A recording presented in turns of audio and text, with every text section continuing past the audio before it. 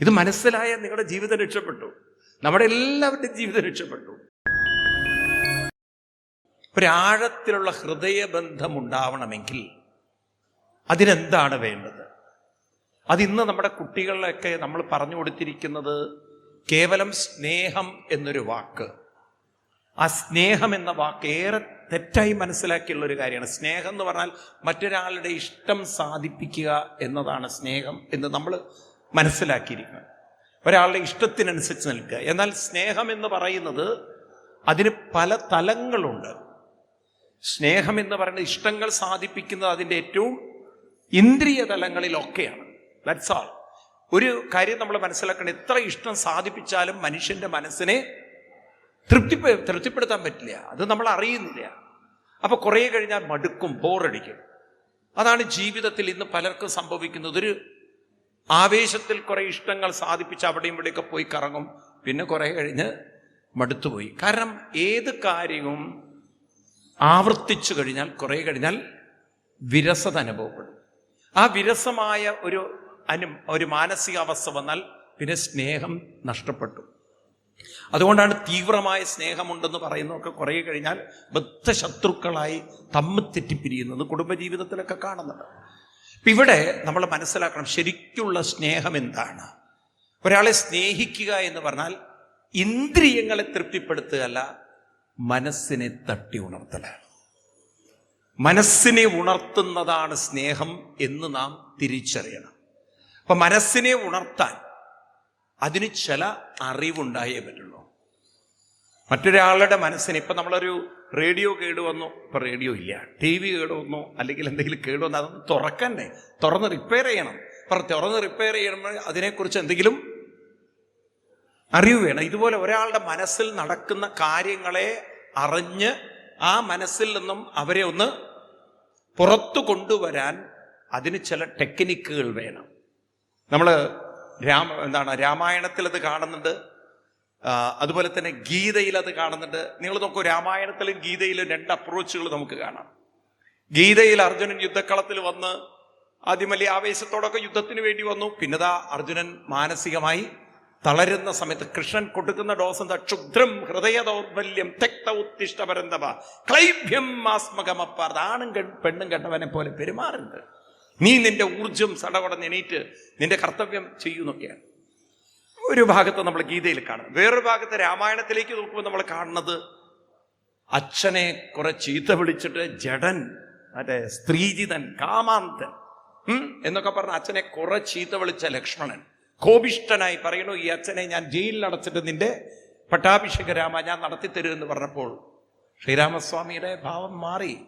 വത്സ സൗമിത്രേ കേൾക്ക നീ എന്നുടെ വാക്കുകൾ. വളരെ സൗമ്യനായിട്ട് പുറത്ത് 2 തട്ടൊക്കെ തട്ടി അങ്ങനെ ആ ലക്ഷ്മണന്റെ മനസ്സിനെ ആ ക്രോധാവേശത്തിന്റെ പിടിയിൽ നിന്നും രാമൻ ഉണർത്തുന്ന ഒരു രംഗം നമുക്ക് കാണാം. ഇതാണ് സ്നേഹം എന്ന് പറയുന്നത്. സ്നേഹം എന്ന് പറഞ്ഞാൽ ഇന്ദ്രിയങ്ങളെ തൃപ്തിപ്പെടുത്തുന്നതല്ല, മറ്റൊരാളുടെ മനസ്സിനെ അവർക്ക് പറയൂ ഉയർത്തുന്ന. അതാണ് നമുക്ക് ഇവിടെ കാണാൻ സാധിക്കുന്ന ഈ പഞ്ചമസ്കന്ധത്തിലെ പഞ്ചമോധ്യായം. ശരിക്കും നിങ്ങൾ മക്കളെയൊക്കെ സ്നേഹിക്കുന്നുണ്ടോ എന്ന് ചോദിച്ചു കഴിഞ്ഞാൽ ഇവിടെയാണ് നിങ്ങൾ തിരിച്ചറിയേണ്ടത്. നിങ്ങളുടെ മക്കളുടെ മനസ്സിനെ അറിയാതെ, അവരുടെ മനസ്സിനെ തട്ടി ഉണർത്താൻ അറിഞ്ഞില്ലെങ്കിൽ നിങ്ങളുടെ സ്നേഹം വെറും അവരുടെ കുറെ നാക്കിനെ തൃപ്തിപ്പെടുത്തുന്ന, കുറെ അവരുടെ ലക്ഷറികൾ സാധിപ്പിച്ചു കൊടുക്കുന്ന ഇഷ്ടാനിഷ്ടങ്ങൾ എന്ന് പറയും, അവരെ ഇഷ്ടങ്ങൾ സാധിപ്പിച്ചു കൊടുക്കുന്ന ഒരു തലത്തിലെ നമ്മുടെ സ്നേഹം എത്തുന്നുള്ളതുകൊണ്ടാണ് മക്കൾ വളരെ ഡിമാൻഡിങ് ആവുന്നത്. ഓരോ മക്കൾ, ഞാൻ ചെന്നൈയിൽ പോയപ്പോൾ ഒരു വലിയ സമ്പന്നൻ, അദ്ദേഹത്തിൻ്റെ അച്ഛൻ സമ്പന്നനായിട്ടുള്ള ഒരാൾ, ഒരു മകനേ ഉള്ളേ. ഇവർ വലിയ ബിസിനസ്സുകാരാണ്. ഈ മകൻ അച്ഛനെ വളരെയധികം നിർബന്ധിപ്പിച്ച് വില കൂടിയ 35 ലക്ഷത്തിൻ്റെ BMW ബൈക്കൊക്കെ മേടിപ്പിച്ച് അത് വാങ്ങിച്ചു കൊടുത്തില്ലേ. അമ്മയും പറഞ്ഞു നിങ്ങൾ വാങ്ങിച്ചു കൊടുക്കൂ, കാരണം അവൻ +2 പാസ്സായില്ലേ, ഇനിയിപ്പോൾ അവനെന്താ വലിയ ആണൊരുത്തനായില്ലേ എന്നൊക്കെ പറഞ്ഞ് അവൻ വാങ്ങിച്ചു, റേസ് ചെയ്തു, സംഭവം അടിച്ചു തീർന്നു. അവൻ ഇന്നിപ്പം വലിയ ദുഃഖത്തിൽ ജീവിക്കുകയാണ്. ഒരു മകനുള്ളത് പോയതിൻ്റെ ദുഃഖം. അപ്പം അതാണ് സ്നേഹം എന്ന് കരുതിയത്. അപ്പം ഈ തരത്തിൽ പലപ്പോഴും പല ആളുകളുടെയും സ്നേഹം അവസാനം എത്തുന്നത് മക്കള് വേറെ ലോകത്തിലും അല്ലെങ്കിൽ മക്കള് പറഞ്ഞാൽ അനുസരിക്കാത്ത ലോകത്തിലും പിന്നെ അങ്ങനെ ദുഃഖിക്കുകയാണ്. ഇതിനൊരു മാറ്റം വരണ്ടേ? വേണോ വേണ്ടയോ? അപ്പൊ ഇനി മുതൽക്കെങ്കിലും നമ്മൾ കുട്ടികളോടോ ഭർത്താവിനോടോ ഭാര്യയോടൊക്കെ ഇടപഴകുമ്പോൾ നമ്മൾ ഒരാളുടെ മനസ്സിനെ മനസ്സിലാക്കി എന്ത് ചെയ്യണം? അവരെ ആ ഒരു അവർ കടന്നു പോകുന്ന വിഷമങ്ങളുടെയോ വേദനകളുടെയോ പ്രയാസങ്ങളുടെയോ അവസ്ഥയിൽ നിന്നും അവരെ ഉയർത്തുന്നതാണ് സ്നേഹം എന്ന് നമ്മൾ അറിയണം. അപ്പൊ അങ്ങനെ ഉയർത്തണമെങ്കിൽ നമുക്ക് ആ ഉയർത്താനുള്ള ഒരു കഴിവും ശക്തിയും ആർക്ക് വേണം? നമുക്കുണ്ടാകും. അതെവിടുന്ന് കിട്ടും? ഇത് പറഞ്ഞു കൊടുക്കുകയാണ് 5-ാം സ്കന്ധത്തിലെ 5-ാം അധ്യായം. വളരെ മനോഹരമാണ്. നമുക്ക് നോക്കാം. പുസ്തകമുള്ളവരൊക്കെ തുറന്നു നോക്കുക, ഇല്ലാത്തവർ വായും പൊളിച്ച് തന്നെ നോക്കുക. കാരണം കുറേ പേർക്ക് ഇപ്പോഴും ഈ ഭാഗവതം എന്നൊക്കെ പറയുന്നത് പിടിച്ചാൽ പിടികിട്ടാതെ കടികിട്ടി സാധനമൊക്കെയാണ്. എനിക്ക് തോന്നുന്നത് അത്ര പ്രയാസമുള്ളതായിട്ട് തോന്നുന്നില്ല. ചിലർ ഈ സംസ്കൃതമൊക്കെ വളരെ ബുദ്ധിമുട്ടാണെന്നൊക്കെ തോന്നുന്നുണ്ടെങ്കിൽ സത്യത്തിൽ അത്ര ബുദ്ധിമുട്ടൊന്നുമില്ല.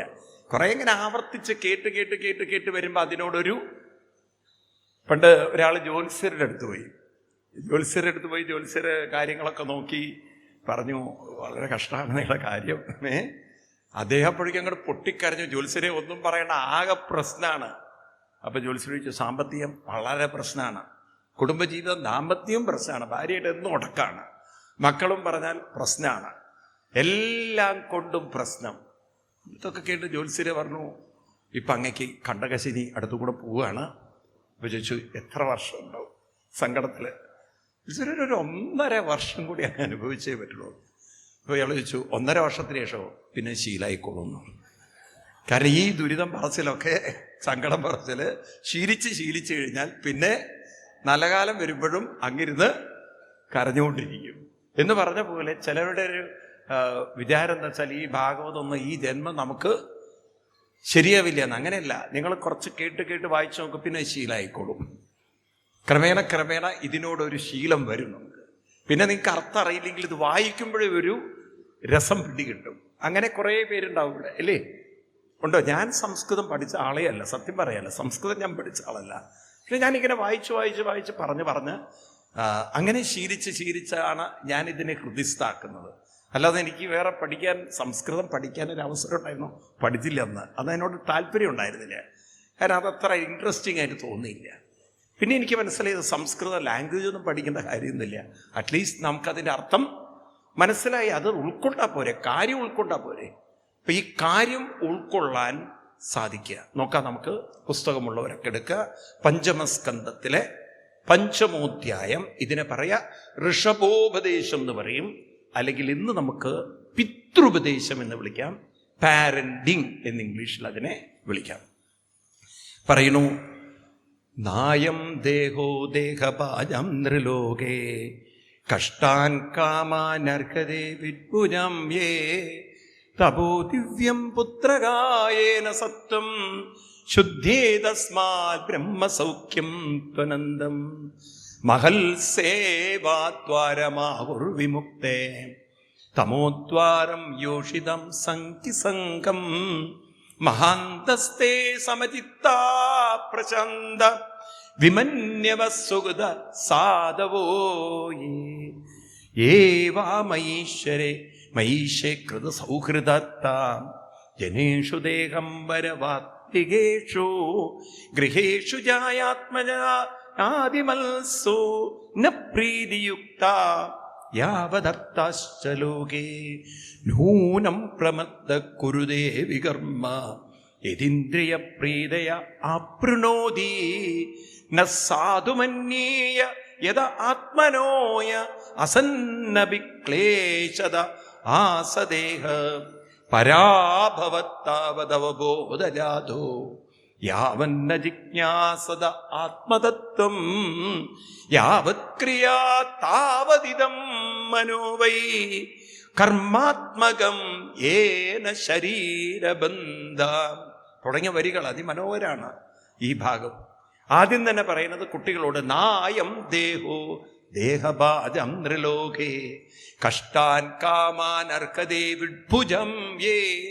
കുട്ടികളെ, ഒരു കാര്യം എനിക്ക് നിങ്ങളോട് പറയാനുള്ളത്, നമ്മളെ ജീവിതം സുഖമാവണം എല്ലാവരും ആഗ്രഹിക്കുന്നുണ്ട്. സുഖമാവാനാണ് നമ്മളൊക്കെ ജീവിക്കുന്നത്. പക്ഷെ സുഖം എന്ന് പറയുന്നത് ഒരിക്കലും കേവലം എക്സ്റ്റേണൽ കംഫർട്ടുകളല്ല. നമ്മൾ ഇന്ദ്രിയങ്ങളെ തൃപ്തിപ്പെടുത്തി അല്ലെങ്കിൽ സൗകര്യങ്ങൾ ആസ്വദിച്ചുകൊണ്ട് നിങ്ങൾക്ക് ജീവിതം ഒരിക്കലും തൃപ്തിപ്പെടുത്താൻ സാധ്യമല്ല. കാരണം മനുഷ്യൻ സുഖം അനുഭവിക്കുന്നത്, കുട്ടികൾക്ക് പറഞ്ഞു കൊടുക്കുകയാണ്, ഇത് നമ്മൾ ഉൾക്കൊള്ളണേ. നായം ദേഹോ ദേഹവാചം നിർലോകേ. നമ്മളെല്ലാം മനുഷ്യൻ. ഈ മനുഷ്യന്റെ പ്രത്യേകത മനീഷയുള്ളവൻ, ചിന്തിക്കുന്നവൻ.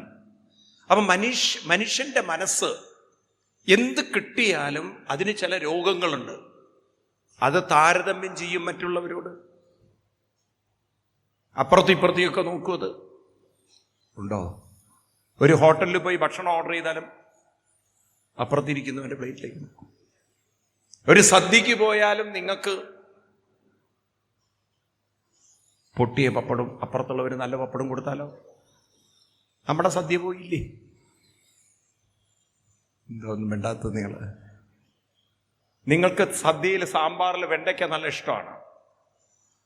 നിങ്ങൾക്ക് ഇഷ്ടമല്ലാത്ത ചില പച്ചക്കറി ഉണ്ട് എന്നിരിക്കാം. മത്തൻ നിങ്ങൾക്ക് ഇഷ്ടമല്ല. വിളമ്പിയവൻ മത്തൻ നിങ്ങൾക്കും വിളമ്പി അവിടെ വെണ്ടയ്ക്കയും കൊടുത്തു. നിങ്ങൾ ആ വെണ്ടയ്ക്ക നോക്കിയിട്ട് അത് ഇവിടെ കിട്ടിയിരുന്നെങ്കിൽ എത്ര നന്നായിരുന്നു. മനസ്സ് വിട്ടു. കാരണം മനസ്സിന്റെ സ്വഭാവം എപ്പോഴും മറ്റുള്ളവരുമായി, അത് നിങ്ങളൊക്കെ ചെയ്യുന്നൊരു കാര്യമാണ്. മക്കൾ റിസൾട്ടും കൊണ്ട് വരുമ്പോൾ നീ കാണപ്പം SSLC +2 റിസൾട്ട് കൊണ്ട് വരുമ്പോൾ ആദ്യം ചോദിക്കുന്ന ചോദ്യം എന്താ അറിയുക? അവക്ക് എത്ര കിട്ടിയെന്നാണ്, അല്ലെങ്കിൽ അവനെത്ര കിട്ടിയുണ്ടോ? നമ്മൾ മറ്റുള്ളവരുമായി എന്താ മിണ്ടാത്തത്? താരതമ്യം ചെയ്യുക. അത് മനസ്സിന്റെ സ്വഭാവമാണ്. 2, വെറുതെ മനസ്സുണ്ടല്ലോ മത്സരിക്കുക എന്ന് പറഞ്ഞാൽ തനിക്കെന്തോ കിട്ടിയത് കുറവാണെന്നും മറ്റുള്ളവർക്കൊക്കെ കൂടുതൽ കിട്ടുന്നു, മറ്റുള്ളവർക്കൊക്കെ കിട്ടുന്ന നല്ലതാണെന്നും താൻ എപ്പോഴും തൻ്റെ കയ്യിലെപ്പോഴും ഒന്നുമില്ലെന്നും, അപ്പൊ തന്നെ ദുർബലനായും മറ്റുള്ളവരെ കരുത്തുള്ളവരായും എല്ലാം ഉള്ളവരായി കാണുക. നിങ്ങൾ അടുത്ത വീട്ടിലേക്ക് നോക്കിയിട്ട് പറഞ്ഞിട്ടില്ലേ ഭർത്താവിനോട്, അവരുടെയൊക്കെ ഒരു ഭാഗ്യം, ആ സ്ത്രീയുടെയൊക്കെ ഒരു ഭാഗ്യം നോക്കണം എന്ന് പറഞ്ഞിട്ടില്ല? ഇപ്പം പിന്നെ നോക്കാൻ സമയമില്ല. പണ്ട് കാലത്ത് പണ്ട് ഈ തോണ്ടുന്ന സാധനം ഉണ്ടായിരുന്നില്ല.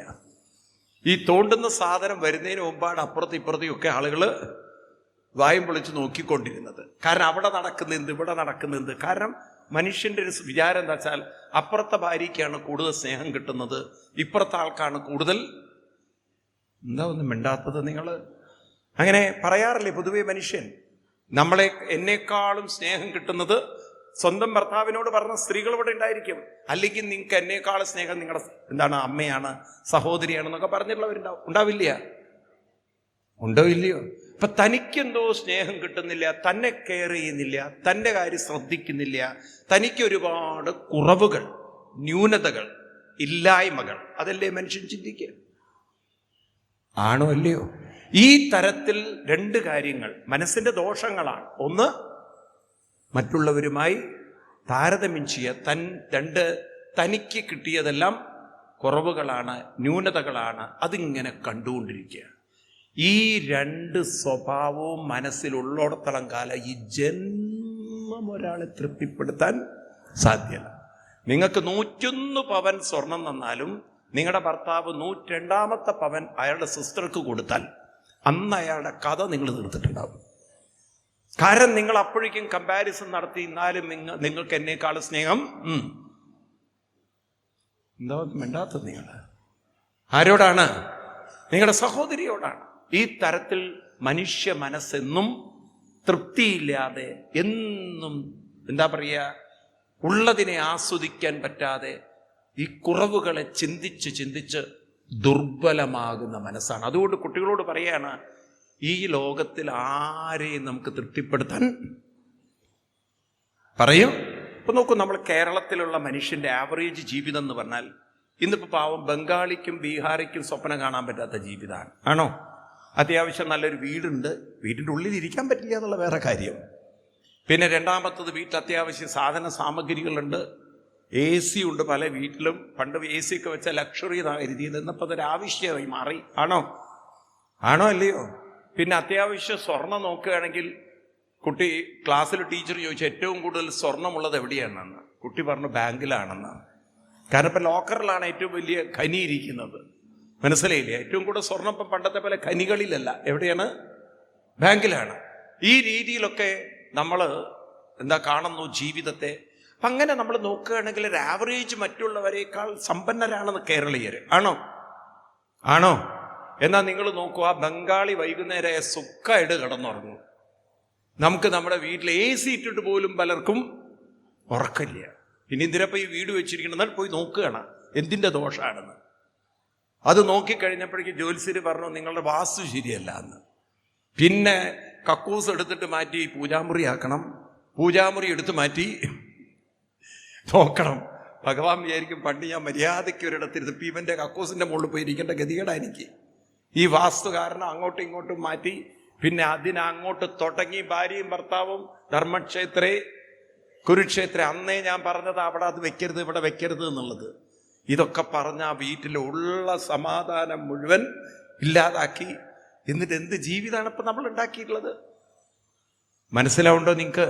അപ്പം അതുകൊണ്ട് കുട്ടികളോട് പറയാണ്, ജീവിതത്തിൽ തൃപ്തി എപ്പോഴാണ് വരിക? സുഖം എപ്പോഴാണ് വരിക? തപോദിവ്യം പുത്രക. അതിനെന്താ വേണ്ടത്? മനസ്സിനെ തപസ് ചെയ്യാൻ പരിശീലിപ്പിക്കണം കുട്ടികളെ. തപസ്സാണ് സുഖത്തിലേക്കും തൃപ്തിയിലേക്കുള്ള മാർഗം. എന്താ തപസ് എന്ന് പറഞ്ഞാൽ? കൃത്യനിഷ്ഠയും അനുഷ്ഠാനവും. ഇത് രണ്ടുമാണ്. എന്താണ്? ഒരു കൃത്യനിഷ്ഠയും അനുഷ്ഠാനം. ഇത് രണ്ടും ചേർന്നാൽ എന്തായി? തപസ്സായി. ഇപ്പൊ രാവിലെ എണീറ്റ് കൃത്യനിഷ്ഠ, ഓരോ കാര്യങ്ങൾ നമ്മളൊരു കൃത്യതയിൽ ചെയ്യുന്നതിൻ്റെ പേരാണ് കൃത്യനിഷ്ഠ. 2 അനുഷ്ഠാനം. മനസ്സിലൊരു പ്രതിജ്ഞ ചെയ്യുക, ഞാൻ ദിവസവും ഇങ്ങനെ ഓരോ സാധനകൾ ചെയ്യുമെന്ന്. കുറേ കഴിഞ്ഞാലല്ലോ ഇനീഷ്യലി ഇതിൻ്റെ ആവശ്യമുള്ളൂ. ഇതൊരു ലഹരി കയറും തലയ്ക്ക്. ഈ കള്ളു കുടിച്ച് ലഹരി കയറിയ പിന്നെ അവനോട് കള്ളു കുടിക്കണോ എന്ന് ചോദിക്കുന്ന കാര്യമില്ല. അവൻ ആ സമയമാകുമ്പോഴേക്കും അതിനു വേണ്ടി ഓടും. ഇതുപോലെ സത്യം പറഞ്ഞാൽ ആത്മീയത ഒരു വലിയ ലഹരിയാണ്. നിങ്ങൾ ഡെയിലി ജപിച്ച് അതിലൊരു ആനന്ദം കണ്ടെത്തും നോക്കൂ. പിന്നെ നിങ്ങൾക്കത് ജപിച്ചില്ലെങ്കിൽ ഒരു മനസ്സിന് സുഖം തോന്നില്ല. ഉണ്ടോ ഇല്ലയോ? ഞാൻ പറഞ്ഞത് ശരിയാണോ? എത്ര പേർക്ക് അങ്ങനെ തോന്നിയിട്ടുണ്ട്? ഇതൊരു ലഹരിയാണ്, സത്യത്തിൽ വലിയ ലഹരിയാണത്. മറ്റേ കള്ളിനേക്കാളും വലിയ ലഹരിയാണത്. നിങ്ങളത് ശീലിച്ചു കഴിഞ്ഞാൽ, നിങ്ങളിപ്പോൾ 4 മണിക്ക് എണീക്കുന്നവരാണെങ്കിൽ, നിങ്ങൾ സാധന ചെയ്യുന്നവരാണെങ്കിൽ, പിന്നെ നിങ്ങൾക്ക് 4:05 എണീറ്റാൽ പോലും ഒരു വിഷമാണ്. അയ്യോ എൻ്റെ ഒരു 5 മിനിറ്റ് പോയല്ലോ എന്നുള്ളത്. ഈ രീതിയിൽ നമ്മളൊരു അനുഷ്ഠാനത്തിലൂടെ മനസ്സിനെ ക്രമേണ ക്രമേണ ക്രമേണ ക്രമേണ ക്രമേണ ഈ അനുഷ്ഠാനത്തിലേക്ക് അങ്ങനെ ലയിപ്പിച്ചു കൊണ്ടുവരണം. അതെന്തിനാണ്? മനസ്സിൻ്റെ ലയമാണ് സുഖം. അത് ഇന്ദ്രിയത്തിൽ ലയിക്കുമ്പോൾ അതിനെ വിഷയസുഖമെന്നും, അത് സാധനയിൽ ലയിക്കുമ്പോൾ അതിനെ ആത്മസുഖമെന്നും വിളിക്കുക. ഇന്ദ്രിയത്തിൽ ലയിക്കുമ്പോൾ അത് വിഷയസുഖം. ആ വിഷയം കിട്ടുമ്പോൾ നമുക്കൊരു സദ്യയൊക്കെ കഴിക്കുന്ന സമയത്തുണ്ടല്ലോ, നല്ല പായസത്തിൽ മധുരമൊക്കെ ഉള്ള ഒരു പായസം നിങ്ങൾ അങ്ങോട്ട് കുടിച്ചു. അത് ഇങ്ങനെ കുടിക്കുന്ന പായസം, അല്ലാതെ ഈ പേപ്പർ പ്ലേറ്റിൽ ഗ്ലാസ്സിലെടുത്ത് വായിലൊഴിക്കുന്ന പായസം അല്ല. അത് പണ്ട് കാലത്ത് ആൾക്കാരിങ്ങനെ കഴിക്കുന്ന സമയത്ത് നല്ല മധുരം അങ്ങോട്ട് തലയ്ക്ക് പിടിക്കുമ്പം പുളിയിഞ്ചി കാണുമ്പോൾ, ഇലയിൽ പുളിയിഞ്ചി കാണുമ്പോൾ പിന്നെ എന്താ ചെയ്യുക? എന്താ നിങ്ങൾ എൻ്റെ അന്തം വിട്ട പോലെ നിൽക്കണതൊന്നും ചെയ്യാത്ത പോലെ? പുളിയിഞ്ചി കാണുമ്പോൾ ഒന്നും ചെയ്യില്ല. അതെന്തിനാണത്? ആ പുളിയിഞ്ചി കാണുമ്പം കറി മധുരത്തിൻ്റെ ഒരു വല്ലാത്ത ടേസ്റ്റ് അങ്ങോട്ട് പിടിക്കുമ്പം ഇടയ്ക്കൊരു എന്തൊരു സുഖം. അപ്പോ എന്ന് പറഞ്ഞ പോലെ ഈ സാധനത്തിന്റെ പേരാണ് വിഷയസുഖം. എന്താണ്? ഇന്ദ്രിയങ്ങളെ തൃപ്തിപ്പെടുത്തുമ്പോൾ കിട്ടുന്നൊരു സുഖം. അതാണ് ചിലരുണ്ടല്ലോ ഇന്ദ്രിയത്തിനെ വല്ലാതെ അങ്ങോട്ട് തൃപ്തിപ്പെടുത്തും. ഈ കാന്താരി മുളകൊക്കെ വെച്ച് അങ്ങോട്ട് അടിച്ചു വിടും. പിന്നെ ബാക്കി ഞാൻ പറയണ്ടല്ലോ. ആമൂലാഗ്രം പൊരിഞ്ഞിട്ട് എരിഞ്ഞിട്ട് ഒരു സമാധാനമില്ല. എന്നിട്ട് ഇങ്ങനെ കുറ്റം പറയുമോ, അത്ര വലിച്ച് കേട്ടണ്ടിയിലായിരുന്നു, ഞാൻ അപ്പോഴേ വിചാരിച്ചാണത് കുഴപ്പമുണ്ടാക്കുന്നത്, കിടക്കാനും പറ്റില്ല. കാരണം ഉള്ളിലങ്ങനെ എരിഞ്ഞ് പുകഞ്ഞ് ആർത്തി പൂണ്ടത് കഴിക്കുകയും ചെയ്തു. അങ്ങനെയൊക്കെ ചില സന്ദർഭങ്ങൾ അനുഭവങ്ങളൊക്കെ എല്ലാവർക്കും വരുന്നതാണ് അതൊക്കെ. അപ്പോൾ പഴയ കാലമൊക്കെ പോയി. ഇന്നിപ്പോൾ അതൊക്കെ കുറഞ്ഞു. ഇന്നിപ്പോൾ കുട്ടികൾക്ക് ആ വായി കൊള്ളാത്ത എന്താണ് ബർഗറോ ഈ സാധനം, പിന്നെ ഒരു പീസ് അങ്ങോട്ടും ഇങ്ങോട്ടും കടിച്ചു വരികണം ഈ കുന്തത്തിനെ. ഇതൊക്കെ വെച്ചിട്ടാണ് അന്നത്തെ ഒക്കെ രോഗികളല്ലേ. കേരളത്തിലാണെങ്കിൽ മൊത്തം കുഴിമാന്തലാണ്. ഇവിടെ അങ്ങോട്ട് പോയി നോക്കൊക്കെ കുഴിമാന്തി ഒക്കെ മാന്തി ഇല്ല. അവസാനമൊക്കെ മാന്തി ഇടുകയും വേണം. ഇടയ്ക്കിടയ്ക്ക് പത്രത്തിൽ കാണുന്നില്ലേ നിങ്ങൾ? ആലപ്പുഴയിൽ കുറെ താറാവുകളെ കുഴിമാന്തി ഇട്ടു. കാരണം ആ സാധനം വെച്ചിട്ടാണ് ഇവൻ കുഴി മാന്തിയിട്ടിരിക്കുന്നത്. ഇങ്ങനെ കുറെ എന്താ പറയുക, മനുഷ്യന്റെ ജീവിതം വെറും ഇന്ദ്രിയ ലാളനത്തിന് വേണ്ടി ആയി. ശങ്കരാചാര്യസ്വാമികൾ ചോദിക്കും, ബാലസ്താവൽ ക്രീഡാസക്ത തരുണസ്താവൽ തരുണീസക്ത വൃദ്ധസ്താവൽ ചിന്താമഗ്ന പരമേ ബ്രഹ്മണി കോപിന സക്ത. കുട്ടിയായിരിക്കുമ്പോൾ കളിയിൽ മുഴുകി, കല്യാണം കഴിഞ്ഞാൽ പിന്നെ സുന്ദരൻ ഞാനും സുന്ദരി നീയും ചേർന്നിരുന്നാൽ തിരുവോണം. പിന്നെ അവള് പിന്നെ ചവിട്ടോ അവിട്ടോ ഒക്കെ ആകുമ്പോഴാണ് സച്ചിദാനന്ദ രൂപത്തിൻ്റെ പിന്നാലെ പോകുന്നത്. വൃദ്ധനായി കഴിഞ്ഞാൽ പിന്നെ മക്കളുടെ കാര്യത്തിൽ അനാവശ്യമായി ഇടപെട്ട് പിന്നെ മക്കൾ 2 കൊടുക്കുമ്പോഴാണ് മനസ്സിലാവുക നാമം ചൊല്ലേണ്ട സമയം അതിക്രമിച്ചിരിക്കുന്നു. അതുവരെ ഒന്നും പഠിക്ക് പോവില്ല. അതിൻ്റെ പിന്നാലെയൊക്കെ വാലാട്ടി പോകുമ്പം മനസ്സിലായില്ലേ, 99ാമത്തെ പിറന്നാള് മുത്തശ്ശന മുത്തശ്ശൻ്റെ 99ാമത്തെ പിറന്നാൾ ആഘോഷിക്കുകയാണ്. അപ്പം എല്ലാവരും മക്കളും പേരക്കുട്ടികളും അവരുടെ മക്കളൊക്കെ വന്നിട്ടുണ്ട്. അപ്പം ഏറ്റവും ചെറിയ കുട്ടി 4ാം ക്ലാസ്സിൽ പഠിക്കുന്ന ഒരു പേരക്കുട്ടി മുത്തശ്ശനോട് ചോദിക്കുകയാണ്, 100ാമത്തെ പിറന്നാൾ ആഘോഷിക്കാൻ മുത്തശ്ശൻ ഉണ്ടാവുമോ? അപ്പം മുത്തശ്ശൻ ചോദിക്കുകയാണ്, അതിന് നിനക്ക് അസുഖമൊന്നുമില്ലല്ലോ എന്ന്. അപ്പം മുത്തശ്ശൻ്റെ കാര്യത്തിൽ ഓക്കെയാണ്, നീ വരില്ലേ നോക്കിയാൽ മതി എന്ന് പറഞ്ഞ പോലെ നമ്മളൊക്കെ ഇങ്ങനെ വിചാരിച്ചിരിക്കുക നാളെയൊക്കെ നമ്മളിങ്ങനെ സുഖമായിട്ട് ഇവിടെ ഉണ്ടാവും എന്നുള്ളത്. പക്ഷേ ജീവിതം ആസ്വദിച്ച് പോകുന്നവർ വളരെ കുറവാണ്. ആസ്വദിക്കണ്ടേ? അതിനെന്താ വേണ്ടത്? മറ്റൊന്നും വേണ്ട. ശങ്കരാചാര്യസ്വാമികൾ പറഞ്ഞ ഇതൊക്കെ ചെയ്താൽ മതി. എന്താണ്? ഗേയം ഗീതാനാമസഹസ്രം ദേയം ശ്രീപതി രൂപമജസ്രം നേയം സജ്ജന സംഖേ ചിത്തം ദേയം ദീനജനായ ച വിത്തം ഭജ ഗോവിന്ദം ഗോവിന്ദം ഭജ മൂഢമതേ. അപ്പൊ നമ്മൾ പരിശീലിക്കണം. തപോദിവ്യം പുത്രക. കുട്ടികളെ ദിവസവും എന്ത് വേണം? തപസ് വേണം, കൃത്യനിഷ്ഠയും വേണം. അത് നിങ്ങൾ വിചാരിച്ച് മക്കളോട് പറയണം. എങ്ങനെങ്കിലും അവരെ ഒരു വിഷ്ണു സഹസ്രനാമവും ലളിതാ സഹസ്രനാമവും ചൊല്ലാനുള്ള ഒരു സംസ്കാരത്തിലേക്ക് എങ്ങനെങ്കിലും നമ്മുടെ തലമുറകളെ നമുക്ക് അവർക്ക് പറയൂ. എത്ര പേര് ലളിതാ സഹസ്രം വിഷ്ണു സഹസ്രം ഡെയിലി ചൊല്ലുന്നവരുണ്ട്? നന്നായത്. അല്ലെങ്കിൽ നിങ്ങൾ നല്ലവരാണ്, എന്നാലും കുറച്ചുണ്ട് ഇതിൻ്റെ ഇടയ്ക്ക്. അതുണ്ടാവണമല്ലോ. ചില ഈ തേങ്ങയുടെ നല്ല തേങ്ങയുടെ ഇടയിൽ ചിലത് പേട്ടുതേങ്ങ ഉണ്ടാവും. അപ്പം അതുകൊണ്ട് കുറേ ഇപ്പോഴും അങ്ങനെ പേട്ടുതേങ്ങയുടെ കണക്കുണ്ട്. നല്ലതൊക്കെ ഉള്ളിലുണ്ടെങ്കിൽ നല്ലതാണ്. നന്നായ അവനവന് നല്ലത്. നിങ്ങൾ നന്നായതുകൊണ്ട് ഞങ്ങൾക്ക് വലിയ ഗുണമില്ലെങ്കിലും നിങ്ങൾക്ക് ഗുണമുണ്ട്. മനസ്സിലായില്ലേ? നിങ്ങളുടെ മക്കൾക്ക് ഗുണമുണ്ട്. കാരണം ഈ ഒരു ഭക്തി എന്ന് പറയുന്നത് ശക്തിയാണ്. നിങ്ങൾക്കിപ്പോൾ അത് മനസ്സിലാവില്ലേ? നിരന്തരം നിങ്ങൾ ഈ അനുഷ്ഠാനത്തിലൂടെ ജീവിച്ചു നോക്കൂ. നിങ്ങളെ തളർത്താൻ ഒരാൾക്കും സാധ്യമല്ല. ചെറുപ്പത്തിൽ തന്നെ അങ്ങനെ ഒരു ഭക്തി ഡെവലപ്പ് ചെയ്ത മീരാഭായ് നിങ്ങൾ കേട്ട് കാണും. മീരാഭായിയുടെയൊക്കെ കഥകൾ നിങ്ങൾ കേട്ട് കാണും. അവര്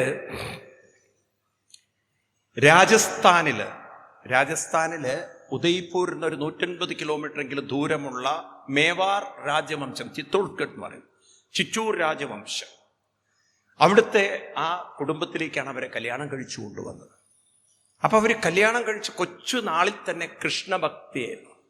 അപ്പൊ നമ്മളൊക്കെ കൃഷ്ണനെ ദൈവമായി കാണുന്നു. അവർ കൃഷ്ണനെ സ്വന്തം ഭർത്താവായി കണ്ട് ആരാധിച്ചതാണ്. കൃഷ്ണനോട് അത്ര ഒരു സ്വാതന്ത്ര്യത്തിൽ സംസാരിച്ചു. എന്തോ അവർക്ക് ഭർത്താവിൻ്റെ കൂടെ ജീവിക്കാൻ അധികാല യോഗം ഉണ്ടായില്ല. 2 കൊല്ലം കൊണ്ട് ഭർത്താവിന് ചില രോഗം വന്ന് മരിച്ചു. ഞാൻ ഇത് പറയരുന്നു, എനിക്ക് സരിതായരോട് പറയരുന്നു. അതായത് നമ്മൾ ഈ മാതൃ കാര്യങ്ങളിലൊക്കെ പറയുമ്പോൾ ഈ കാര്യം നിങ്ങൾ എംഫസൈസ് ചെയ്യണം. പണ്ട് നമ്മൾ സ്കൂളുകളിലൊക്കെ പഠിച്ചിരിക്കുന്നത് അതായത് പഴയ കാലത്ത് സതി എന്ന് പറയുന്ന സമ്പ്രദായം ഉണ്ടായിരുന്നു. നമ്മുടെ കേരളത്തിൽ അതത്ര ഇല്ലെങ്കിലും നോർത്തിൽ വളരെ ശക്തിയുള്ള ഒരു ആചാരമായിരുന്നു. എന്താ സതി എന്ന് പറഞ്ഞാൽ? ഭർത്താവ് മരിച്ചു കഴിഞ്ഞാൽ ചിതയിലേക്ക് ജീവനോടെ ഭാര്യയും ചാടുക എന്നുള്ളത്. അപ്പോൾ ഇവരുടെ മേവാർ രാജവംശത്തിലെ, അതായത് ഈ മീരാബായിയുടെ ഭർത്താവിൻ്റെ ജ്യേഷ്ഠൻ, അന്ന് അദ്ദേഹമായിരുന്ന രാജാവ് പറഞ്ഞു, ദേവി സതി അനുഷ്ഠിക്കണം, അല്ലെങ്കിൽ കുലത്തിന് നാശമാണ്. ആളുകൾ ചീത്തപ്പേര് പറയും, കാരണം ദേവി ഇങ്ങനെ ഇരിക്കുന്നത് ശരിയല്ല. അപ്പൊ ദേവി പറഞ്ഞ എൻ്റെ ഭർത്താവ് മരിച്ചിട്ടില്ലല്ലോ, പിന്നെ ഞാൻ എന്തിനാ ദേഹത്യാഗം ചെയ്യണത്? ഞാൻ സതി അനുഷ്ഠിക്കേണ്ട കാര്യമില്ല, എൻ്റെ ഭർത്താവ് മരിച്ചിട്ടില്ല. അപ്പൊ ഇവർക്കൊക്കെ സംശയം വേറെന്തോ ഇടപാടുണ്ടോ എന്നുള്ളത്. ദേവിക്ക് അത്രയും കൃഷ്ണനോട് ഭയങ്കരമായ ഭക്തി. അപ്പൊ ഇവര് സതി അനുഷ്ഠിക്കില്ല എന്ന് പറയുകയും ചെയ്തു. എന്നാൽ ഇവരുടെ ആ ശക്തിക്ക് മുമ്പിൽ വലിയൊരു കൽപ്പന കൊടുത്ത് അവരെ കൊണ്ട് ചെയ്യിക്കാനുള്ള ശക്തി രാജകൊട്ടാരത്തിലുള്ളവർക്ക് ഉണ്ടായില്ല. കാരണം അത്രയും ഭക്തിയിൽ എന്തുണ്ടായിരുന്നു? മനസ്സിന് ശക്തി ഉണ്ടായിരുന്നു. സ്ത്രീകൾ എപ്പോഴും ഓർക്കണം, പെൺകുട്ടികളെ പഠിപ്പിക്കണത് ഒരാണിന് മസിലാണ് ശക്തി, സ്ത്രീക്ക് അത് ശരിക്കും സ്ത്രീകളുണ്ടല്ലോ, വ്രതവും ഒക്കെ അനുഷ്ഠിക്കുന്ന സ്ത്രീകൾക്കാണെങ്കിൽ ശക്തി വളരെ കൂടുതലാണ്. ഇന്നിപ്പോൾ അതൊക്കെ ഇല്ലാത്തതുകൊണ്ടാണ് എന്നൊക്കെ തൂങ്ങി മരിക്കേണ്ട ഗതികേടിലേക്ക് പോയിരിക്കുന്നത്. അങ്ങനെ ഒരു വ്രതമൊന്നും ഇപ്പം നമ്മുടെ വീടുകളിൽ ആരുണ്ട്? ആകെയുള്ളൊരു വ്രതമുള്ളത് തോണ്ടുന്ന വ്രതമാണ്. രാവിലെ എണീറ്റ 11 മണി വരെ രാവിലെ മുതൽ ഇത് തോണ്ടൽ തന്നെ, കണ്ടവൻ്റെ വായിൽ നോക്കുന്ന വ്രതം. ഈ വ്രതത്തിലെയാണ് നമ്മുടെ കുട്ടികൾ വളർന്നു വന്നിട്ടുള്ളത്. കുട്ടികളെ കൊണ്ട് ഏകാദശി വ്രതം എടുപ്പിക്കുന്ന അമ്മമാരുണ്ടോ? ഞാൻ നിങ്ങളോടാ ചോദിച്ചത്. നിങ്ങളെന്തത് കേൾക്കാത്ത പോലെ എന്നെ നോക്കണത്? കുട്ടികളെ കൊണ്ട് ഏകാദശി വ്രതം എടുപ്പിക്കുന്നവരുണ്ടോ? വളരെ കുറവ്. അതൊക്കെ തന്നെയാണ് നോക്കൂ, ആരോഗ്യ പ്രശ്നങ്ങളും മാനസിക പ്രശ്നങ്ങളും അവരെ അലട്ടിക്കൊണ്ടിരിക്കുന്നത്. പണ്ടൊക്കെ നമ്മളെ വീടുകളിലൊക്കെ പെൺകുട്ടികളെ വളരെ ഇക്കാര്യത്തിൽ ഒരു അച്ചടക്കം ഉണ്ടാക്കിയിരുന്നു. ഉണ്ടോ? ആ കാലഘട്ടം കഴിഞ്ഞു. ഇവിടെ കുട്ടികളോട് പറയാണ് തപോദിവ്യം. എന്ത് വേണം? ഈ വാക്കുറക്കെ പറയൂ നിങ്ങൾ. എന്ത് വേണം? എന്താ തപസ് എന്ന് പറഞ്ഞാൽ? കൃത്യനിഷ്ഠയും, അത് മുതിർന്നവർ വേണം കാണിക്കാൻ. ഈ ജീവിതം ജീവിച്ച മീരാബായി അവരുടെ ആ മനോബലത്തിന്റെ മുന്നിൽ ഒരു തളർന്നില്ല. അവസാനം ഇവരെ കൊട്ടാരത്തിൽ നിന്ന് പുറത്താക്കുകയാണ്. പറഞ്ഞു, ഈ കൊട്ടാരത്തിൽ നിൽക്കരുത്, അവരെ ഭ്രഷ്ട് കൽപ്പിച്ചു എന്നാണ്. രാജകീയ വസ്ത്രങ്ങൾ കഴിച്ചു വെച്ച്, വെളുത്ത സാരിയും വെളുത്ത ബ്ലൗസും കൊടുത്ത്, അതായത് പണ്ട് കാലത്ത് ഈ വെളുത്തതെന്ന് പറയുന്നത് അറിയോ നിങ്ങൾക്ക്? എന്താണ്? വിധവകൾ ഉടുത്തിരിക്കുന്നത് ആ വസ്ത്രം എടുത്തുകൊണ്ട് അവരെ ഇറങ്ങിയാണ്. അവരിറങ്ങി. അവർക്ക് നോക്കണം, ഞാൻ മീരാബായിയുടെ ഒക്കെ കഥ വായിക്കുമ്പോണ്ടല്ലോ, നമ്മൾ ശരിക്കും പറഞ്ഞാൽ അവരെ എത്ര നമസ്കരിച്ചാലും മതിയാവില്ല. കാരണം രാജകീയ ഭ്രഷ്ടെന്ന് പറഞ്ഞാൽ ആ രാജ്യത്തിലുള്ള ആരെങ്കിലും അവർക്ക് കുടിക്കാൻ വെള്ളമോ കിടക്കാൻ ഇടമോ കൊടുത്താൽ അവൻ്റെ തല വെട്ടിക്കളയും. ഒരാളും അവർക്കൊരു സഹായവും ചെയ്യരുത്. അപ്പം ആലോചിച്ച് നോക്കൂ, തീർത്തും ഒരു ഭ്രഷ്ട് കൽപ്പിച്ച് പോകുന്നൊരവസ്ഥ. പക്ഷെ അവർ അവിടെ നിന്ന് ഇറങ്ങുമ്പോൾ ഭഗവാന്റെ നാമം ചൊല്ലിക്കൊണ്ട് അങ്ങനെ ഇറങ്ങുന്ന സമയത്ത് ആയിരക്കണക്കിന് ആളുകളാണ്. അവർക്കൊന്നിൻ്റെ ഒരു കുറവ് വന്നില്ല എന്നുള്ളതാണ്. ഒന്നിൻ്റെ ഒരു കുറവ് വന്നില്ല. അവരെ തോൽപ്പിക്കാൻ നോക്കിയവരൊക്കെ തോറ്റുപോയി. അവസാനം ഇന്ന് നിങ്ങൾ ചിത്തോസ്ഗഡ് രാജ്യത്തിൽ പോയി കഴിഞ്ഞാൽ എനിക്ക് തോന്നുന്നു മീരാബായിയുടെ കാലഘട്ടത്തിൻ്റെ ഒരു ഒടുവിലായപ്പോഴേക്കും ആ രാജ്യ കൊട്ടാരത്തിൽ അവർക്ക് മീരാബായിയുടെ കൃഷ്ണന്റെ പ്രതിമ പ്രതിഷ്ഠിക്കേണ്ടി വന്നു. ആ കൊട്ടാരത്തിൽ അവര് പൊതുവെ ശിവനെ ആരാധിക്കുന്നവരാണ്. അവിടെ കൃഷ്ണനെ അവര് പ്രതിഷ്ഠിക്കുന്ന, അത് മീരാ ക്ഷേത്രം എന്നാണ് വിളിക്കുന്നതിനെ. അതവർക്ക് പ്രതിഷ്ഠിക്കേണ്ടി വന്നു. ലോകത്തിന് വെളിച്ചമായി തീർന്ന ഒരമ്മ, സതിയെ അതിവർത്തിച്ച അമ്മ. അപ്പൊ ഇത് മനസ്സിലായ നിങ്ങളുടെ ജീവിതം രക്ഷപ്പെട്ടു, നമ്മുടെ എല്ലാവരുടെയും ജീവിതം രക്ഷപ്പെട്ടു. ശത്രു പുറത്തല്ല ഇരിക്കുന്നത്, ശത്രു നമ്മുടെ ഉള്ളിലാണ്. അതിന് പകരം ശത്രു സംഹാരമുട്ട് കാടാമ്പുഴ പോയി മുട്ടിയിട്ട് ആരെ ശരിയാക്കാനാണ് നിങ്ങൾ? അവനവൻ്റെ ഉള്ളിലുള്ള മുട്ട് തീർക്കണമെങ്കിൽ തേങ്ങ പൊട്ടിച്ചതുകൊണ്ട് കാര്യമാവില്ല. അതിന് വേണ്ടത് തപോദിവ്യം പുത്രക. എന്ത് വേണം? അത് മാത്രം പറയില്ലേ നിങ്ങൾ? തപസ്യാണ്. അതാണ് നമ്മുടെ ഹിന്ദുക്കൾക്ക് വളരെ കുറഞ്ഞു പോയത്. ഈ രണ്ട് വാക്കുകൾ, കൃത്യനിഷ്ഠയും പറയൂ. അനുഷ്ഠാനവും നമ്മൾ കുട്ടികളിലേക്ക് പകർന്നവരെ എന്താക്കി മാറ്റണം? ഒരു കരുത്തുള്ള സമൂഹമാക്കി മാറ്റിയാൽ. കുട്ടികളോട് പറയാണ് 5-ാമത്തെ ശ്ലോകം. ഇതൊക്കെ എന്തൊരു ഗംഭീര നോക്കൂ. പരാപവത്താവതവബോധജാതോ യാവന്ന ജിജ്ഞാസദാത്മതത്വം യാവൽ ക്രിയാ താവതിദം മനോവൈ കർമാത്മകം യേന ശരീരബന്ധ. കുട്ടികളെ പരാഭവം എന്ന് പറഞ്ഞാൽ പരിഭവം. ഒരാൾ എത്ര കാലം പരിഭവങ്ങളും കുറ്റങ്ങളും കുറവുകളും വിഷമങ്ങളും വേദനകളും പ്രയാസങ്ങളും ബുദ്ധിമുട്ടുകളും പറയും?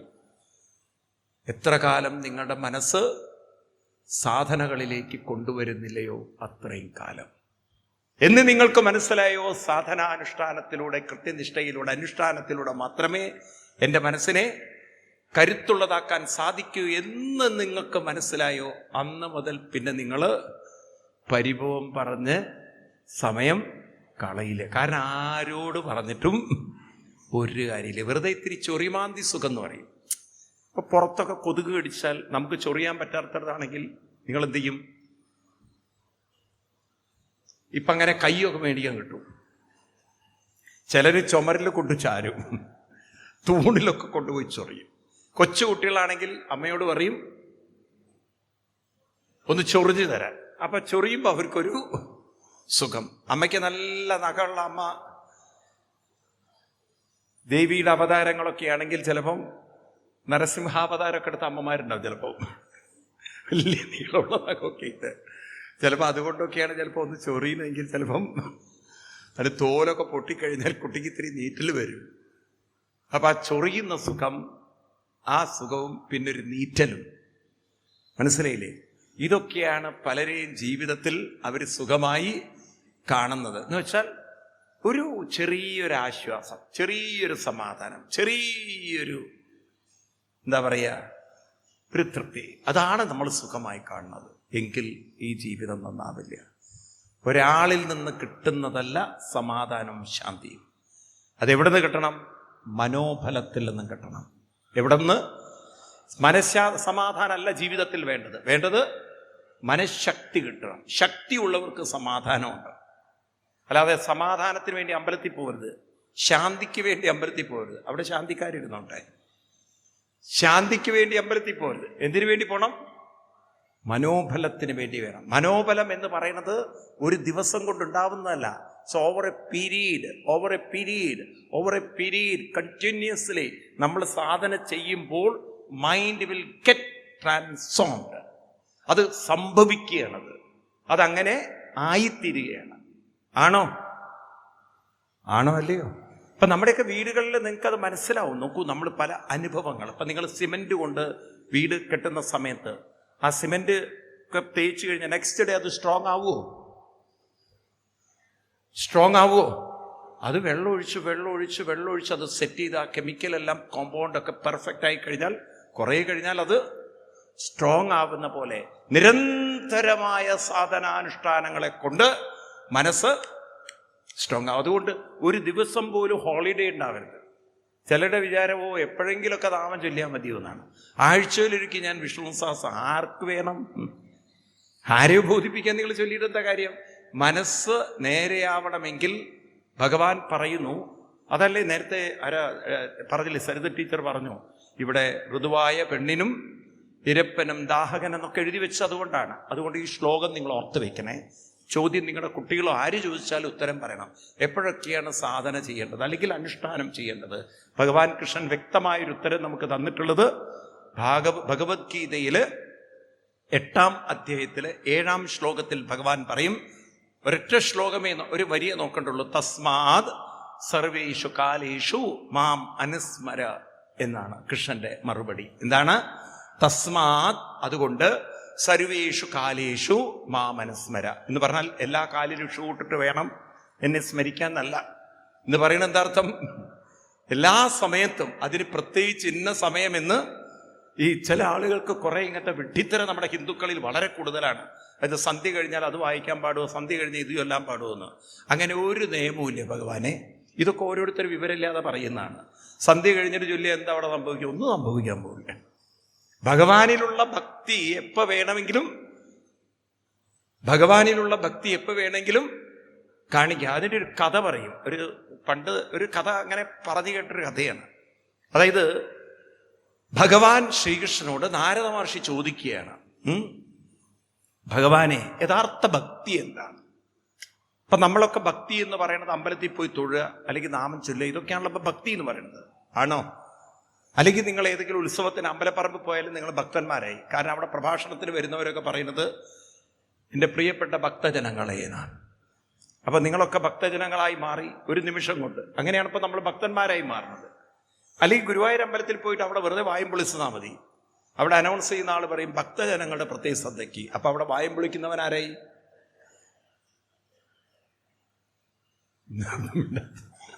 അവിടെ വായും പൊളിച്ചിരിക്കുന്നവനും ആരായി? അവന്റെ ഉദ്ദേശം വേറെ വല്ലതുമായിരിക്കും. പക്ഷെ അവൻ വായ പൊളിച്ച് നിന്നുകൊണ്ട് അവനും ആ കാറ്റഗറിയിൽപ്പെട്ടു. അപ്പൊ ഇവിടെ നമ്മൾ അങ്ങനെയുള്ള ഭക്തന്മാരല്ല. പിന്നെ എങ്ങനെയാണ് ഭക്തി? അപ്പൊ നാരദര് ഇത് പറഞ്ഞു. ഭഗവാൻ പറഞ്ഞു, എനിക്കിതിന് ഉത്തരം പറയാൻ ഇങ്ങനെ വരുന്നുണ്ട്, പക്ഷെ നാരദരെ ഭയങ്കര തലവേദന, കുറച്ച് ദിവസമായി ഭയങ്കര തലവേദന, സഹിക്കാൻ വയ്യ എന്നൊക്കെ പറഞ്ഞു. ഭഗവാൻ ഇങ്ങനെ നെറ്റിയൊക്കെ പിടിച്ചപ്പോൾ ഉടനെ ഭഗവാനോട് നാരദർ ചോദിച്ചു, അല്ല ഭഗവാൻ, ഈ തലവേദനയ്ക്ക് വല്ല വൈദ്യന്മാരും മരുന്നൊക്കെ ഞാനൊന്ന് പോട്ടെ എന്ന്. വേണ്ട നാരദരെ, ആ മരുന്നൊന്നും ഇതിനെ ഏൽക്കില്ല. പിന്നെ എന്താ മരുന്ന് ചോദിച്ചു. എന്നെ ശരിക്കും ആത്മാർത്ഥമായി ഭജിച്ചിട്ടുള്ളവരുടെ കാലിലെ പൊടിയുണ്ടല്ലോ, ഇത്തിരി വെള്ളം ചേർത്ത് തേച്ചാൽ എൻ്റെ തലവേദന പോകും. നാരദർ കേൾക്കേണ്ട താമസം ഒരു ഇലയൊക്കെ അവിടെ നിന്ന് പറിച്ചു കൊണ്ടുവന്ന് കാലിലെ മണ്ണൊക്കെ അതിലേക്ക് തട്ടുമ്പോൾ ഭഗവാൻ പറഞ്ഞു, നാരദരെ, അങ്ങനെ ഈ പൊടിയൊക്കെ ഇടുന്നതിൽ വിരോധമില്ല, പക്ഷേ ഒരു ചെറിയൊരു കുഴപ്പമുണ്ട്. അതെന്താണെന്ന് വെച്ചാൽ ഇടയ്ക്കിടയ്ക്ക് ഭഗവാൻ ഇങ്ങനെ അമർത്തണമുണ്ട്. അപ്പം എന്താണെന്ന് വെച്ചാൽ ആ കാലിലെ പൊടി ആരുടെയാണോ അവരൊരു 7 ജന്മം ഘോര നരകത്തിലും പോയി കിടക്കണമെന്ന്. നാരദ കേൾക്കേണ്ട താമസം കാലിലുണ്ട് പിൻവലിച്ചു. ഇനിയിപ്പോൾ ഈ പൊടി കാരണം എൻ്റെ ജീവിതം തകർക്കാൻ ഞാൻ തയ്യാറില്ല. പക്ഷേ നാരദരെ എവിടെന്നെങ്കിലും സംഘടിപ്പിക്കാനുള്ള ഇത്തിരി മരുന്നെന്ന്. നാരദര് നേരെ വിട്ടു ഗുരുവായൂരിലേക്ക്. ഇവിടെയുള്ള വലിയ ഭക്തന്മാരുള്ളത് നോക്കുമ്പം ഇവിടെ ആളുകളുടെ പൊടിയുടെ അഡ്രസ്സ് പോലും ഇല്ല. ആളുകളൊക്കെ ക്യൂ നിൽക്കുകയാണ്. എങ്ങനെ 1000 റുപ്യ അടിച്ചിട്ട് പെട്ടെന്ന് തൊഴുതു പോകാൻ പറ്റും എന്നുള്ളത്. ആർക്കും ഒന്നിനൊരു സമയമില്ല. ഭഗവാൻ തന്നെ നോക്കുമ്പോൾ ഇവരെന്നേക്കാളും വലിയ തിരക്കുള്ളവരെന്നാ പോയിട്ട് പാടാന്നുള്ള രീതിയിൽ ഭഗവാനും ഈ രീതിയിലായി അവിടുത്തെ കാര്യങ്ങൾ. നാരദർ അന്വേഷിച്ച് ഒരു രക്ഷയില്ല. ആരും നരകത്തിൽ പോയി കിടക്കാൻ തയ്യാറില്ല. പിന്നെ ഭഗവാൻ വിചാരിച്ചു ഭഗവാന്റെ ഭക്തിമാരോടൊക്കെ ചോദിക്കാരോ, രുക്മിണി ദേവി ഇവരോടൊക്കെ ചോദിക്കാൻ. അവരിത് കേട്ടപ്പോഴേക്കും അവർക്കും വലിയ സങ്കടമായി. അയ്യോ ഭഗവാൻ ഇത്രയും തലവേദന. എന്നാൽ പിന്നെ കാലിലെ പൊടി, വലിയ സ്വർണ്ണപാത്രമൊക്കെ കൊണ്ടുവന്നിട്ടാണ് കാലിലെ പൊടി ഇടുന്നത്. 7 ജന്മം നരകത്തിൽ കിടക്കുന്നതാണ്. അപ്പോൾ അവര് പാത്രം കൊണ്ട് അകത്തേക്ക് പോയി. അവര് വിട്ടു സ്ഥലം. പിന്നെ നാരദര് ഭഗവാനോട് ഒരു രക്ഷയില്ലല്ലോ, കിട്ടണില്ലല്ലോ. അല്ല, ഒന്ന് വൃന്ദാവനത്തിലൊന്ന് പോയി നോക്കൂ, അവിടെ ചെന്നാൽ ചിലപ്പോൾ കിട്ടുമായിരിക്കാം. നാരദരൊന്ന് വൃന്ദാവനത്തിൽ പോയി. പാവം നാരദര് വിചാരം ഇവര് പാവം തരുമായിരിക്കാം. കാരണം അവർക്ക് വലിയൊരു നരകത്തെക്കുറിച്ചൊന്നും വലിയൊരു പേടിയില്ലാത്തത് കൊണ്ട്, അവർക്കതൊന്നും അറിയാത്തതുകൊണ്ട് പാവങ്ങളെ പറ്റിക്കണോ, അങ്ങനെയൊക്കെ അവരെ നരകത്തിലേക്ക് പറഞ്ഞേക്കണം എന്നുള്ളൊരു കുറ്റബോധം ആർക്ക്? നാരദർക്ക്. ഗോപികളോട് പറഞ്ഞു, കൃഷ്ണൻ നോക്കൂ, കൃഷ്ണൻ ചെറിയൊരു തലവേദന. അവർ തലവേദന കേട്ട പിന്നെ അവർ കരയാൻ തുടങ്ങും. കാരണം അത്രയും കൃഷ്ണനോടൊരു ഭക്തിയുള്ളവരാണ് ഗോപികമാര്. ചെറിയൊരു തലവേദന എന്നൊക്കെ പറഞ്ഞ് അങ്ങനെ അവതരിപ്പിക്കാൻ. അവർ അയ്യോ കൃഷ്ണന് എന്നാ ഇങ്ങോട്ട് കൊണ്ടുവരായിരുന്നില്ലേ, ഞങ്ങൾ ശുശ്രൂഷിക്കായിരുന്നില്ലേ കൃഷ്ണനെ, എന്തിനാ കൃഷ്ണനെ അവിടെ കിടത്തി, നാരദനെ ഇങ്ങോട്ട് കൊണ്ടുവരൂ, ഞങ്ങൾ നോക്കിക്കോളാം എന്നൊക്കെ പറഞ്ഞപ്പോൾ വേണ്ട, ഭഗവാൻ ഇത്തിരി ഒരു സഹായം വേണ്ട വെച്ചാൽ ഭഗവാന്റെ ഭക്തകളുടെ കാലിലെ ധൂളി ഇത്തിരി വെള്ളം ചേർത്ത് നെറ്റിയിലിട്ട് കഴിഞ്ഞാൽ ഭഗവാന്റെ തലവേദന പോവും എന്ന് കേൾക്കേണ്ട താമസം പാത്രം കൊണ്ടുവരുന്നു. കാലെല്ലാവരും ആ മൺപൊടി എല്ലാവരും എടുക്കണു. എന്നിട്ട് അവരിങ്ങനെ നാരദന്റെ മുന്നിൽ ആ പൊടി നെറ്റുമ്പോൾ നാരദർ പറഞ്ഞു, നോക്കൂ, ഈ പൊടി ഭഗവാന്റെ നെറ്റിയിലിട്ടാൽ 7 ജന്മം ഘോര നരകത്തിലൊക്കെ പോയി കിടക്കണം എന്ന്. ഇത് കേട്ടപ്പോൾ ഗോപികമാര് നാരദരോട് ചോദിക്കുക, കഷ്ടം എൻ്റെ നാരദരെ, ഇത്രയും കാലം ഭക്തി കൊണ്ട് നടന്നിട്ട് ഭഗവാൻ കൂടെയുണ്ടെങ്കിൽ നരകം ഒരു നരകമാണോ? ഭഗവാൻ ഉള്ളിലുണ്ടെങ്കിൽ നരകം ഒരു നരകമാണോ?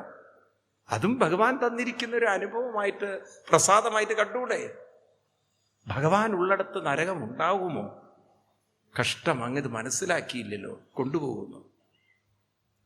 നാരദർക്ക് ഈ കാലിലെ പൊടിയും കൊണ്ട് കൃഷ്ണനെ കാണാൻ വലിയ വിഷമം.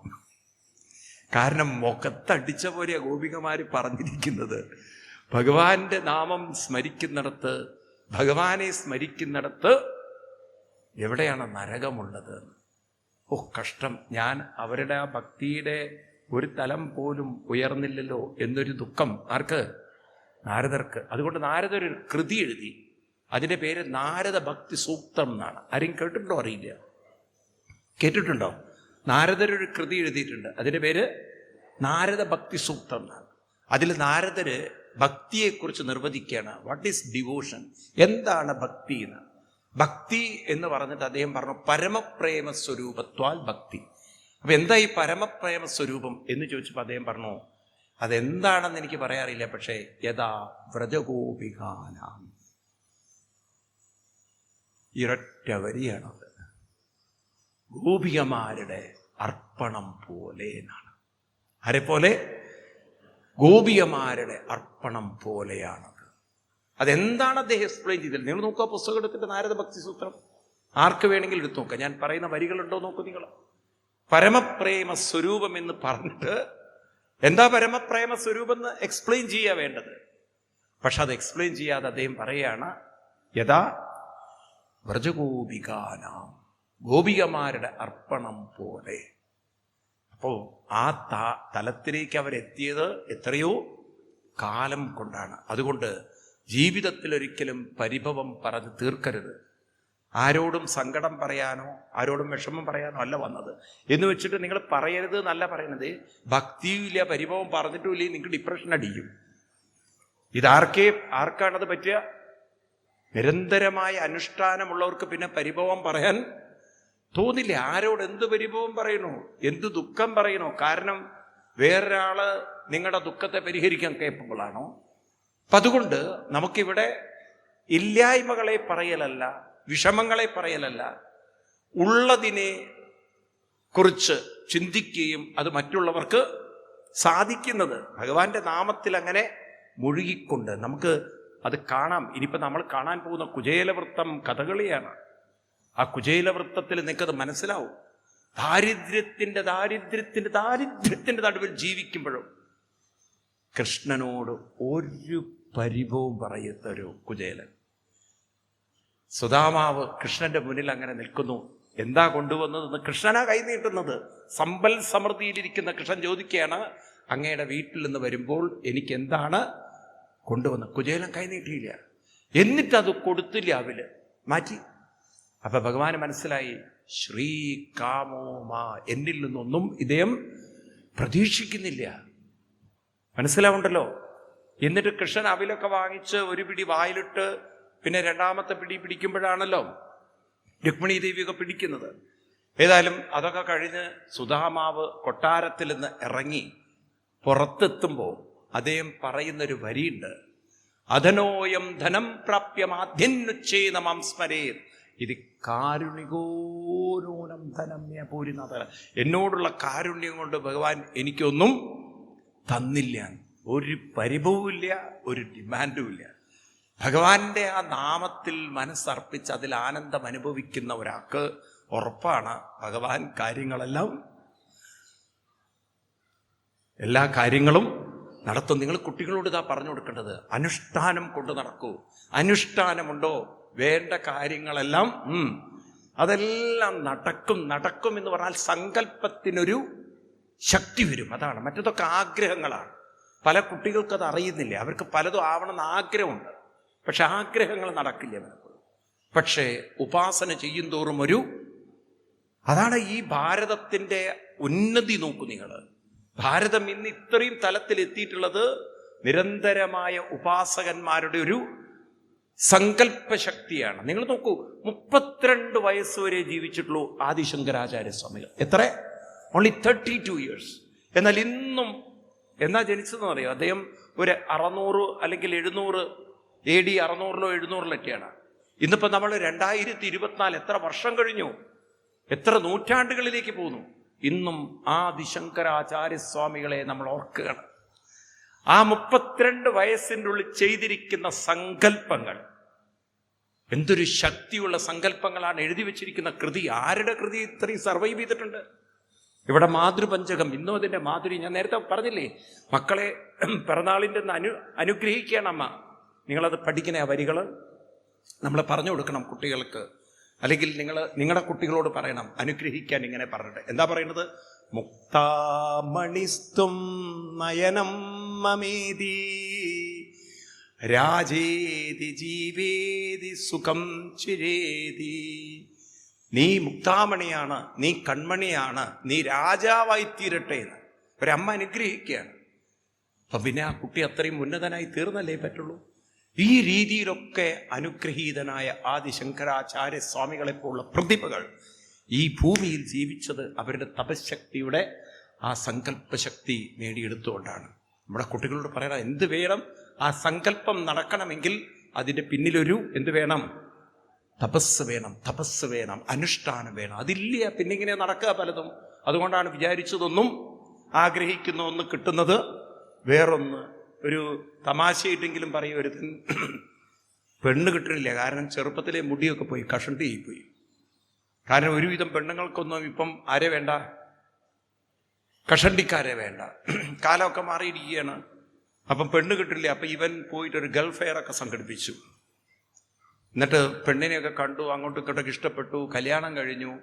അപ്പോൾ ഇവൻ ഭാര്യയോട് ആദ്യത്തെ ദിവസം പറഞ്ഞു, നീ എന്നോട് ക്ഷമിക്കണം, ഞാൻ വലിയൊരു നുണ മറച്ചു വെച്ചൊരു സത്യം മറച്ചു വെച്ചു, ഞാൻ കഷണ്ടിക്കാരനാണ്. ഇത് ഇട്ടിട്ട് എനിക്ക് രാത്രി കിടക്കാൻ പറ്റില്ല, കാരണം അത്രയും എന്താണ്, എൻ്റെ തല മുഴുവൻ എനിക്ക് പുകച്ചിൽ വരുന്നു എന്നൊക്കെ പറഞ്ഞ് ഇവൻ പതുക്കെ ഊരി വെച്ചു. അപ്പോഴേക്കും ഇവൻ്റെ ഭാര്യ പറഞ്ഞു, അതിനെന്തിനത്ര വിഷമിക്കേണ്ട കാര്യം, അതിപ്പോൾ സ്വാഭാവികമല്ലേ, ഓരോരുത്തർക്കും ഓരോരുത്തരുടേതായ കുറവുകൾ ഉണ്ടാവും. ഞാൻ നിങ്ങളുടെ എന്താണ് തലയിൽ നോക്കിയിട്ടല്ലല്ലോ കല്യാണം കഴിച്ചത്. പക്ഷെ അതുപോലെ നിങ്ങളും എൻ്റെ കാര്യത്തിൽ ഇത്തിരി എന്നോട് സഹകരിക്കണം. എനിക്കും ഇതുപോലെ മുടിയൊക്കെ നഷ്ടപ്പെട്ട് ഞാനും ഇത് വെച്ചിരിക്കുന്നതാണെന്ന് അവൾ ഊരി വെച്ചു. ഇവൻ്റെ കണ്ണിലൂടെ തീ പാറി. അവൾ പറഞ്ഞു, സാരമൊന്നുമില്ലേ, അതൊക്കെ ഒരു സാധാരണ കാര്യമല്ലേ. അതിൻ്റെ ഇടയ്ക്കാണെങ്കിൽ എനിക്ക് കുട്ടിക്കാലത്ത് ആക്സിഡൻറ്റ് പറ്റി എൻ്റെ പല്ലും പോയി, അതും വെക്കേണ്ടി വന്നു എന്ന് പറഞ്ഞു. ഇപ്പം എന്താ പറയേണ്ടത്? ഇതാണ് ലോകം. അപ്പോൾ ഓരോരുത്തരും ഓരോ ആഗ്രഹങ്ങളൊക്കെ വെച്ച് കല്യാണം കഴിക്കും. പിന്നെ അത് കഴിഞ്ഞാൽ അവർക്ക് ഇഷ്ടപ്പെട്ടില്ല, അവർക്ക് അഡ്ജസ്റ്റ് ചെയ്യാൻ പറ്റില്ല എന്നൊക്കെ പറയുന്നു. അപ്പോൾ ഇതൊക്കെ നമ്മൾ ഓർമ്മിപ്പിക്കുന്നത്, തപസ്സുണ്ടോ സങ്കല്പശക്തി ദൃഢമാവും.